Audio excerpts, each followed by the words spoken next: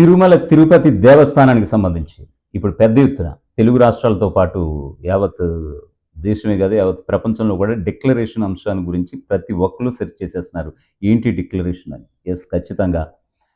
హిందువుల గుళ్ళకి వెళ్ళేటప్పుడు, మరీ ముఖ్యంగా తిరుమల తిరుపతి దేవస్థానానికి వెళ్ళేటప్పుడు, ఆ యొక్క గుడి నిబంధనల ప్రకారం, నియమావళి ప్రకారం, అధ్యాయం 18వ అధ్యాయం ప్రకారం ఖచ్చితంగా శ్రీ వెంకటేశ్వర స్వామి వారిని దర్శించుకోవాలి అని అనుకుంటే, ఖచ్చితంగా అక్కడ టీటీడీ వారిచ్చే ఒక బుక్ ఉంటుంది. ఖచ్చితంగా వాళ్ళ పేరు, చిరునామా రాయాలి. అలాగే నేను ఈ దేవుడిని వెంకటేశ్వర స్వామిని విశ్వసిస్తున్నాను, హిందూ ధర్మాన్ని నేను గౌరవిస్తున్నానంటూ కూడా అక్కడ రాసి సంతకం పెట్టి కార్యనిర్వహణాధికారికి ఇవ్వాల్సి ఉంటుంది. తదుపరి కార్యనిర్వహణాధికారి ఇవ్వాలనుకుంటే దర్శనం కల్పిస్తారు, లేదంటే లేదు అది కూడా.